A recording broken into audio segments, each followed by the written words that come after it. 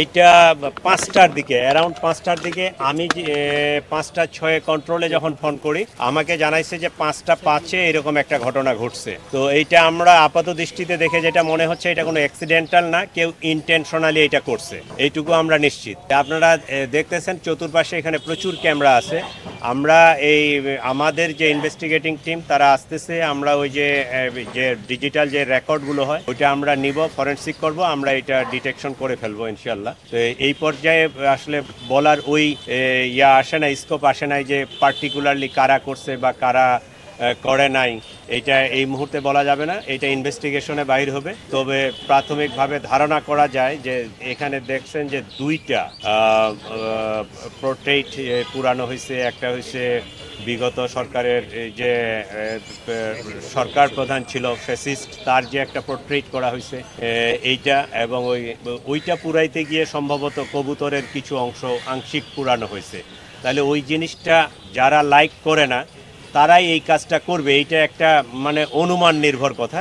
কিন্তু এইটা আমরা তদন্ত করে আমরা যদি ওই ভিডিও ফুটেজগুলো আমরা যখন কমপ্লিটলি এটা ইনভেস্টিগেশন করতে পারবো, আমরা ওইটা যে এখানে লাইটিং আগুনটা লাগাইছে তারে ডিটেক্ট করতে পারলে তার মাস্টার মাইন্ড কারা বা এটার সাথে কারা জড়িত এইটার ডিটেইল আমরা পরে বলতে পারবো।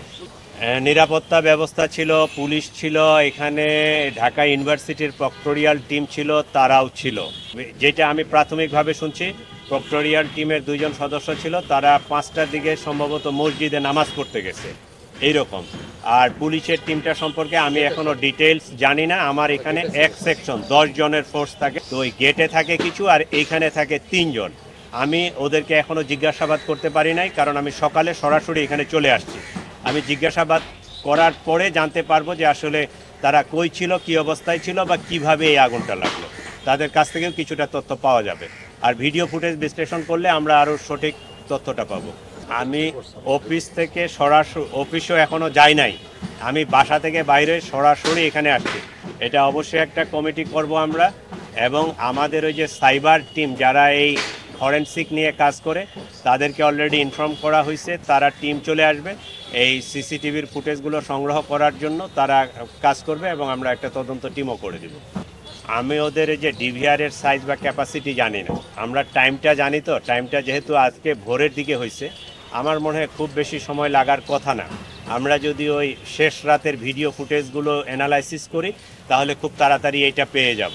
যেহেতু ঘটনার সময়টা জানা গেছে, ওই সময়ের আগে পিছে আধা ঘন্টা বা 1 ঘন্টার ভিডিও ফুটেজগুলো, সব সিসিটিভির ভিডিও ফুটেজগুলো যদি আমরা অ্যানালাইসিস করি তাহলে আমরা পেয়ে যাব।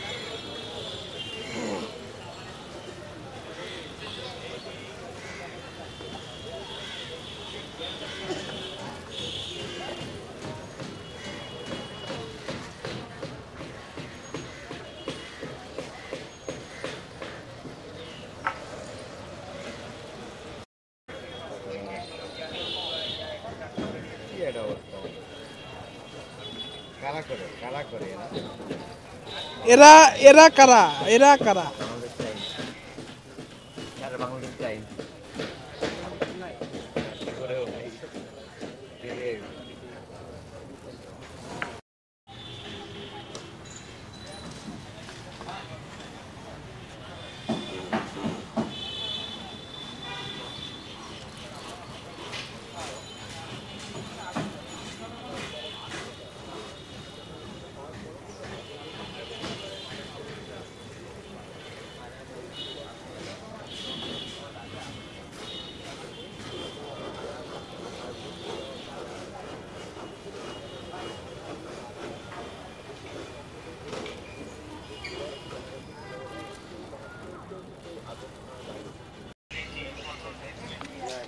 মন্তব্য নিয়ে নিব নাকি?